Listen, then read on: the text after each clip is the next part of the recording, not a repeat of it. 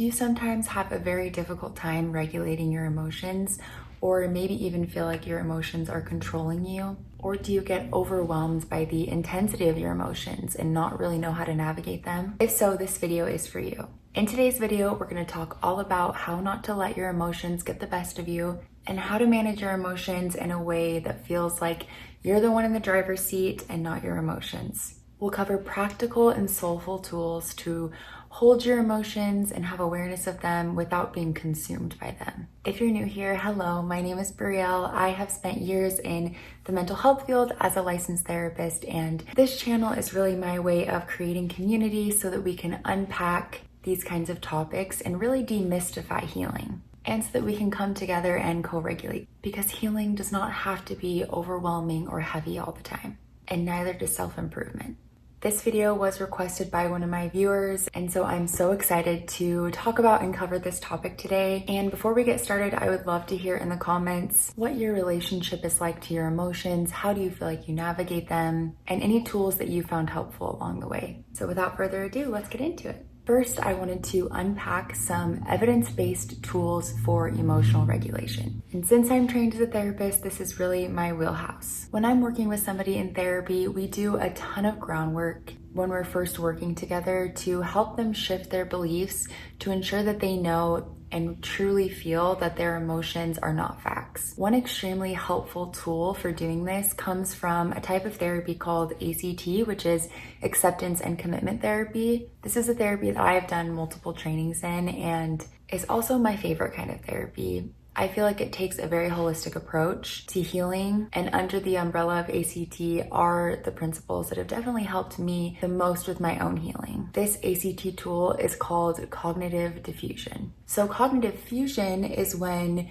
we get overly entangled with our thoughts and we identify very strongly with them. So cognitive diffusion is loosening our grip on these thoughts a little bit and kind of untangling that web so that we're creating distance between ourselves and our thoughts and our emotions. And this distance is not a repression of your emotions. It's actually the complete opposite. It's you being able to take a step back and look at your emotions and your thoughts objectively so that you can choose how you move forward more carefully. Some of my favorite practices for cognitive diffusion are noticing your thoughts and using metaphors and visualization to help move through them. So for me, the two specific metaphors and visualizations that I love to use for my own thoughts and emotions are when I'm feeling really overwhelmed, I imagine that I'm sitting by a river and these thoughts and these emotions, they kind of are placed on leaves in front of me and I'm watching them float down the river without judgment.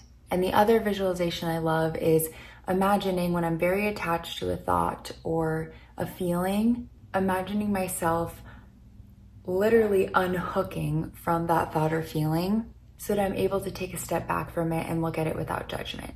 Another practice of cognitive diffusion is using humor and honestly being silly with your thoughts and emotions. So if you're feeling really overwhelmed or you're feeling the heaviness of a thought and an emotion, imagining those difficult thoughts in a goofy voice or singing those thoughts to the tune of Happy Birthday, or really anything to bring some levity in and kind of interrupt the heaviness of that thought and that feeling. I mean, humor is one of the greatest coping skills that we have as humans, and you can utilize it in so many different ways. The next practice is thanking your mind for your difficult thoughts and emotions, because even if those thoughts and emotions are misguided, the intention of your mind and your brain is to protect you from harm. So even if there isn't really an active threat, your brain and your mind are not trying to sabotage you.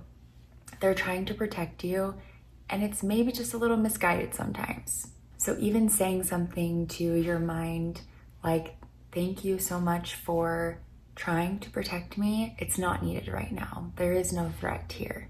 I'm safe. And this last tool that I love is also kind of a silly one. It's smiling at the thought.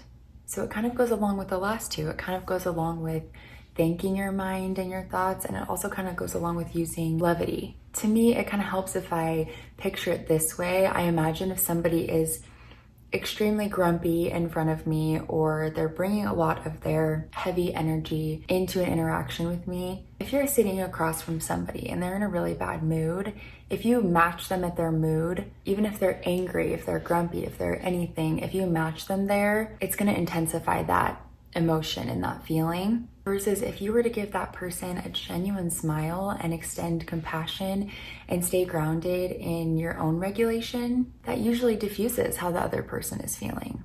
So if instead of a person aside from you, you kind of picture the grumpy person and the regulated person as just two different sides of yourself, and you're able to hold that duality, it really helps in making peace with your thoughts and your emotions. Just knowing that you have the capacity for both, just like every human does, because both being in the midst of a difficult emotion and being at peace are aspects and parts of the human experience. So moving on to this next point, acceptance is obviously a really big part of acceptance and commitment therapy. And acceptance is really just making room for the full range of our human experience. My favorite phrase to help me kind of embrace the more difficult parts of life is reminding myself this is all a sign of life. Everything I experience is a sign of life, because the only reason I'm even experiencing anything difficult is because I'm here to experience it, because I woke up another day, because I'm still on this earth. So there is gift in the difficult things, and reminding myself of that really helps keep things in perspective. An important aspect of acceptance is being able to navigate your emotions in the way of, I can feel this without needing to change it. Because truly accepting your emotions and what you're feeling really helps you move through those emotions and those feelings in a more effective way. A big part of being able to accept what you're experiencing is shifting into the observer role. So it kind of goes along with not gripping so tightly onto your emotions, not over-identifying with them, not feeling like every emotion you have is an accurate representation of who you are as a whole, because really our emotions don't have anything to do with our identity and who we are as people. Our actions do. So if we're able to say, I notice that I'm feeling blank, or I am not my negative emotions, I am not my anxiety, I am the one who notices it, shifting into that observer role helps so much with being able to detangle our identity from what we're experiencing in our emotions. And along with the action being what makes up who we are, committed action is a big part of being able to move through your emotions and your experiences in a way that's conducive with your growth. Even asking yourself, what's one tiny action I can take that aligns with my values, even as I'm experiencing these difficult emotions? If you get in the habit of putting yourself back in the driver's seat and making positive choices for yourself, even when you're experiencing difficult things, creating that habit builds up to something so extraordinary. And I say creating a habit because all of these practices, you do have to create habits out of these. These are not things that are kind of a one and done practice and they automatically work, right? I think, yes, with some of these, there is definitely some immediate relief in a lot of cases. But also, it's a lifestyle. It's a continuing practice. The way that you engage with your emotions is not a one and done thing. It makes up how you move about the world and what other people experience in being around you. So that's also a caveat, not to judge yourself if you don't feel immediate relief from practicing one of these things one time or a few times. Sometimes you have to build the habit before you feel the benefit, and it's okay if that takes time. So those are some of my favorite evidence-based tools from ACT therapy. Now I want to move into nervous system regulation and embodiment. So I talk a lot about nervous system regulation on my channel, but a really important key aspect of nervous system regulation is embodiment. And really, embodiment is just the practice of anchoring in your body and engaging your body in a way that feels good to you. Our emotions and our thoughts are going to feel overwhelming, and we're going to feel out of whack when we're not regulated and we're not connected to our bodies. And I want to say, I do think embodiment is a little bit of a buzzword right now, and even nervous system regulation, I think is also kind of a buzzy term. And I think people use these terms sometimes to kind of gatekeep healing and make people feel like they have to buy my course in order to experience healing or to be able to achieve something like being regulated and being embodied. But I want to demystify these terms a little bit and just tell you that you do not have to buy anybody's course in order to feel connected to your body and in order to feel regulated. And of course, there are people out there selling their expertise, and that can be a beautiful thing. And I'm not telling you not to invest in those kinds of things, but if somebody is telling you that you need them to heal, run the other way, because you don't. You already have all of the tools, and you deserve to not be taken advantage of in your quest to just feeling more connected to yourself. Even with this channel, I hope to offer value and I hope to connect so strongly with you guys, but you never need me. You need yourself. Okay, I'll get off my soapbox about that, but I think it's an important thing to mention. But in terms of embodiment, this can look like anything that helps you feel so connected to yourself in the moment. Box breathing, which box breathing, if you don't know, is, they call it box breathing because you breathe in for 4 seconds, you hold it for 4 seconds, you breathe out for 4 seconds, and you hold it for 4 seconds. So you're kind of breathing in an even cadence. So box breathing. Box breathing is one of my favorite techniques because you don't have to think that hard about it, and it truly does help you feel so connected. Another way you can feel embodied is obviously through movement, and this can look like going and getting a workout in, or going on a walk, or going to yoga, but it can also look like those micro movements throughout your day, rolling your shoulders back and stretching, swaying when you're brushing your teeth or cooking, shaking everything out. This is all regulation through physical presence. This can also look like weighted or pressure-based grounding, using a weighted blanket, lying on the floor, pressing your back against something to breathe. Anything that kind of communicates that physical support to your body.